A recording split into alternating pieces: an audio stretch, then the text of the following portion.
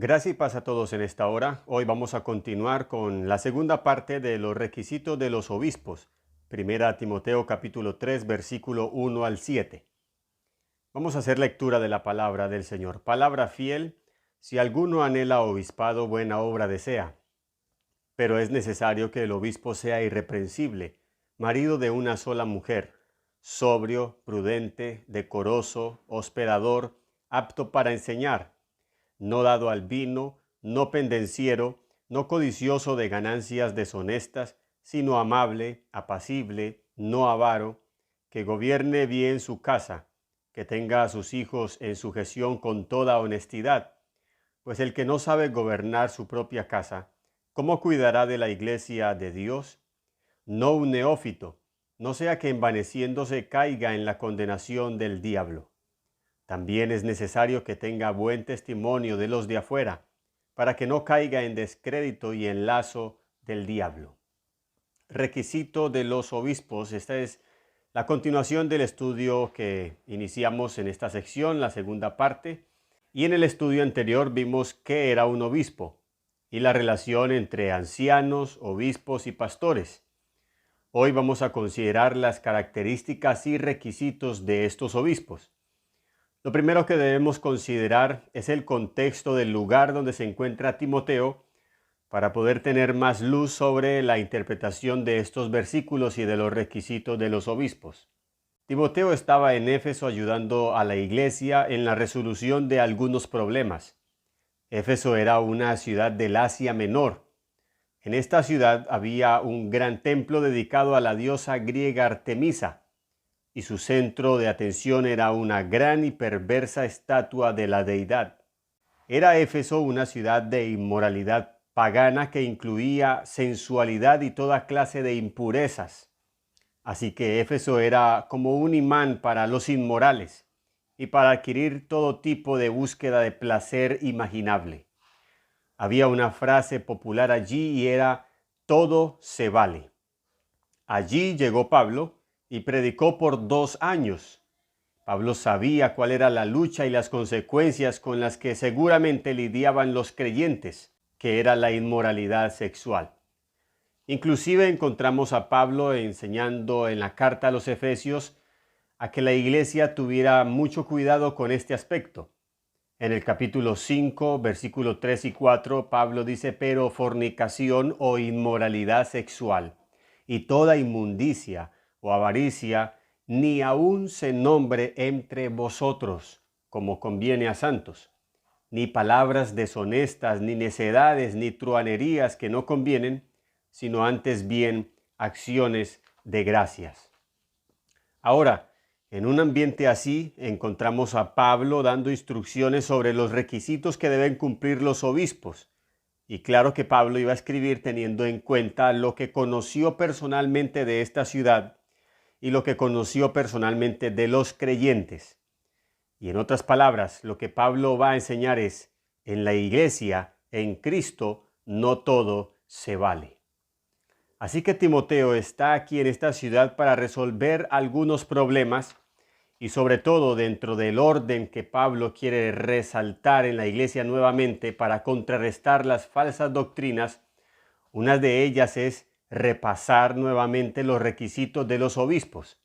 Seguramente ya en esta iglesia se habían constituido estos ancianos que lideraban la iglesia, pero pese a ello había un desorden en la iglesia y se había infiltrado las falsas doctrinas, y una de las formas en las que Pablo quiere que Timoteo ayude a la solución de este problema es nuevamente teniendo en cuenta los requisitos de los obispos, como luego también veremos en nuestro próximo estudio los requisitos de los diáconos.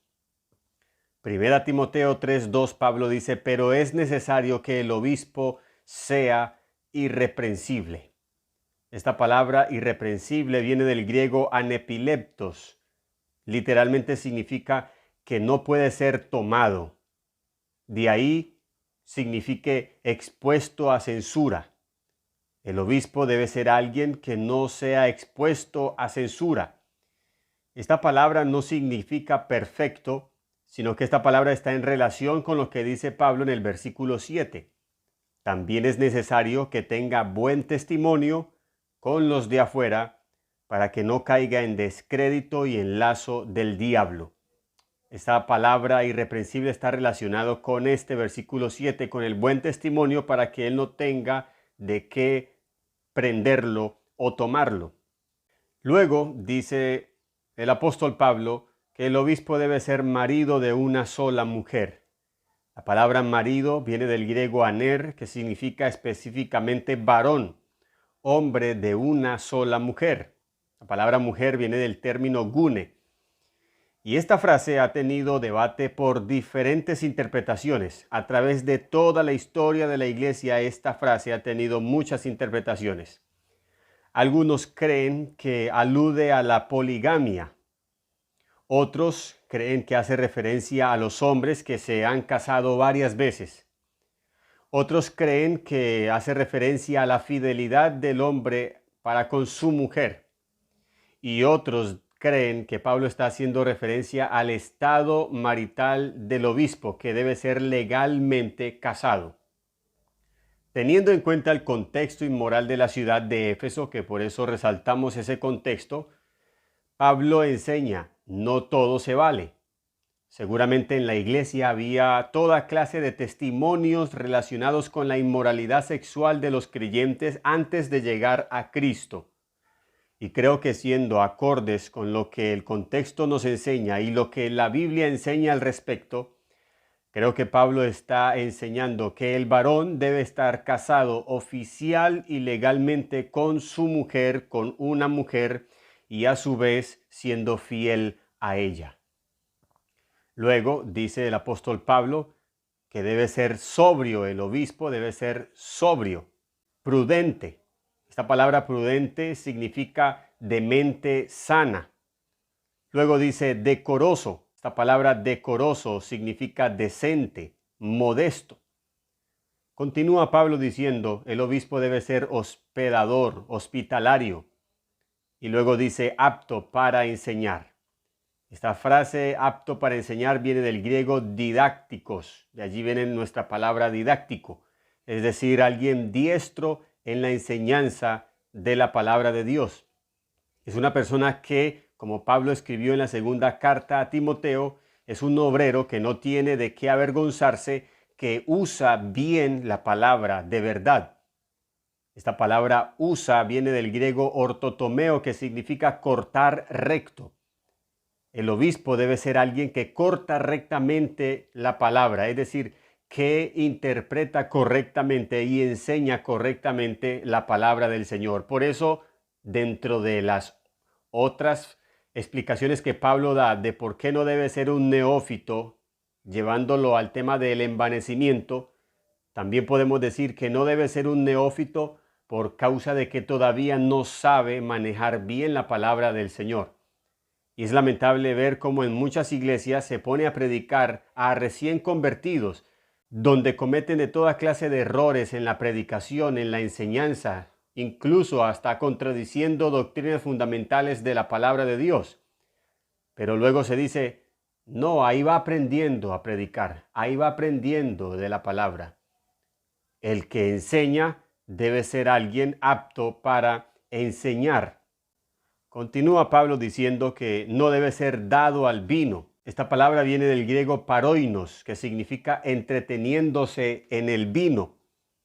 Luego dice no pendenciero, viene del griego plectes, que significa golpeador, no codicioso de ganancias deshonestas, sino amable, apacible, no avaro. Esta palabra amable viene del griego epieikes, que significa ajustado, equitativo, justo, moderado. La palabra apacible significa no luchador, no invencible, o sea, contrario al que nunca pierde en un alegato. Y luego Pablo termina el versículo 3 diciendo no avaro. 2 veces señala Pablo que el obispo debe ser alguien no codicioso de ganancias deshonestas y luego no avaro. 2 requisitos que tienen que ver con el dinero. Versículo 4. Que gobierne bien su casa, que tenga a sus hijos en sujeción con toda honestidad. Pues el que no sabe gobernar su propia casa, ¿Cómo cuidará de la iglesia de Dios? Esto lamentablemente es uno de los requisitos que más se pasa por alto, donde el pastor o el anciano no gobierna bien su casa y sus hijos no están en sujeción viviendo en deshonestidad. Esto es algo que se pasa desapercibido, mientras que a otros requisitos sí se les da más importancia y son severos a la hora de aplicar inmediatamente justicia en cuanto a estos requisitos. Pero es claro el apóstol Pablo cuando dice que debe gobernar bien su casa. Si no sabe gobernar bien su casa, ¿cómo va a gobernar o a cuidar la iglesia de Dios? Ahora en este versículo 4 al final dice que debe tenerlos en sujeción con toda honestidad. Esta palabra honestidad significa venerabilidad. Es una característica necesaria de la vida y conducta cristiana. Es decir, que los hijos deben ser cristianos. Y es un énfasis que hace Pablo cuando señala que los debe tener en sujeción con toda honestidad. Luego el versículo 5 y 6, Pablo dice, no un neófito, no sea que envaneciéndose caiga en la condenación del diablo. No un neófito, esta palabra significa no un recién plantado, no un creyente nuevo. Un creyente nuevo no puede ser una persona candidata para ejercer el obispado en la iglesia. Y algo que no está aquí, y sí en los requisitos de los diáconos que vemos en el versículo 10, es que estos sean sometidos a prueba primero y entonces ejerzan el diaconado si son irreprensibles. Seguramente esto también se debe y se debía hacer con los obispos. Deben ser sometidos a prueba y luego, si pasan la prueba, ejercer el diaconado. Los obispos a la hora de ser posicionados deben ser probados por la iglesia. Deben ser aprobados por la iglesia. Es la iglesia la que debe probar y aprobar a los obispos. ¿Por qué? Porque los obispos salen de entre la misma iglesia. En la Biblia no conocemos ese sistema de traslados de pastores de un lugar a otro, de traslados de ancianos de un lugar a otro. Alguien pudiera decir, pero Timoteo, Tito, Pablo los mandaba de un lugar a otro. Ellos no eran ancianos de una iglesia local. Ellos eran colaboradores de Pablo en los que ellos ayudaban a Pablo a solucionar problemas en diversas iglesias. Pablo sufrió muchas prisiones y muchas situaciones en las que se le dificultó visitar ciertas iglesias y además Pablo no era omnipresente para estar en todo lugar y ayudar a las iglesias, pero sí tenía 2 colaboradores a los que Pablo confiaba mucho y los enviaba a estas diferentes iglesias para solucionar problemas, para establecer ancianos como envió a Tito a la isla de Creta para solucionar problemas y establecer ancianos en cada congregación. Los ancianos salen de entre la misma iglesia. No encontramos la figura de traslados de pastores. Por eso es la iglesia los que los debe probar y aprobar. Esta es la forma. Y luego en nuestro próximo estudio vamos a mirar cómo la iglesia cumple esta función también de probar y de aprobar. Por eso la iglesia hoy debe conocer cuáles son estos requisitos de los obispos, de los ancianos, para así probar y aprobar a los líderes de la congregación. Gracia y paz.